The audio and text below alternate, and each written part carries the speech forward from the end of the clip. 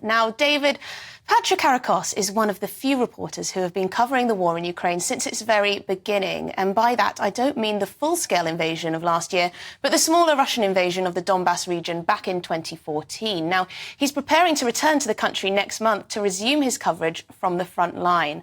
That's as some progress is reported in Ukraine's counter-offensive against entrenched Russian positions in the south, and also as the US Secretary of State Antony Blinken promises more American aid. So David joins me now live.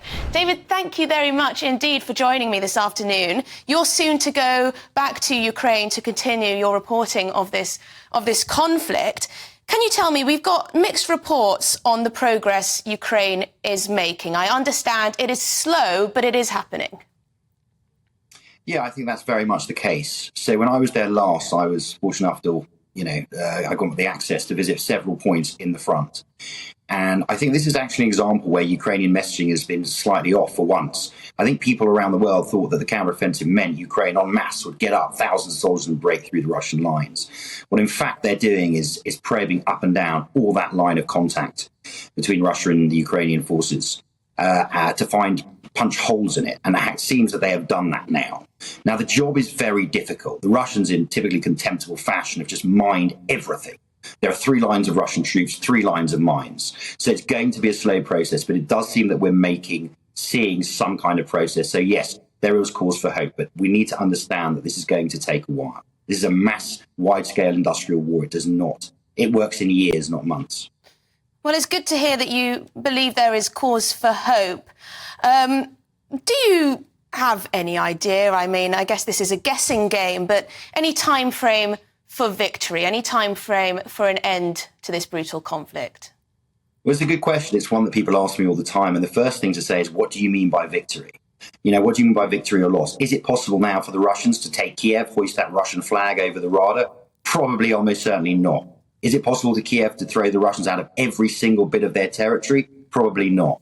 But look, what we're talking about now is making slow gains. You keep pushing and you keep pushing, and then come 2024, when those American and foreign F-16s finally arrive, then you might start to see a real progress. Bear in mind, Ukraine is doing something that is antithetical to the doctrine of modern warfare.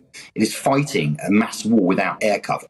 Now, if those F-16s come in and the Ukrainians have started to punch through some of those Russian mine lines, then we could see some real changes. But we're talking about 2024, 2025 now. This is very much the long game. And can I just say, this is what the Russians know, and this is what they're praying. They're banking on the fact that we in the West are going to get tired, going to get bored, going to pull out like we did in Iraq and Afghanistan. They're playing a waiting game, and they're desperately looking at the US elections. Well, that's why it's so important to speak to people like you to get the very, very latest on the conflict, so it does stay in the news, so it does stay front and centre in people's minds. Now, you talk about support. Perhaps it may die down if people get bored of the conflict even, which hopefully it won't. But Secretary of State Antony Blinken in the US has announced $1 billion more in aid. Now, this isn't just military aid, but this is also aid, humanitarian aid to help the economy and so on. Yeah, absolutely. And look, this is a really good and strong and positive sign of support going forward. But someone the other day to me said, this is a great sign of American support. I would say at the moment it's a great sign of Democrat support. Let's see what happens in those American elections. I can tell you that is what everyone in Ukraine is worried about. This is not to say, by the way, that Republicans will abandon support whoever wins, but that is very much on people's minds. But can I just make a point here that's quite relevant to a lot of things discussed on GBNews? What is being hammered out on the battlefields of Ukraine and Russia, or Ukraine rather, between Ukraine and Russia, goes way beyond that. This really is a battle for the future of large parts of Europe and the West. Are we in the West going to persist? Are we going to abandon our allies and flee like the Russians and in the background Chinese believe? Or are we going to stand firm and say no to this sort of aggression? Because it does genuinely affect us all. So I think it's really important what happens now. And the fact that stations like yourself that keep this story in the news is very, very important in the wider picture.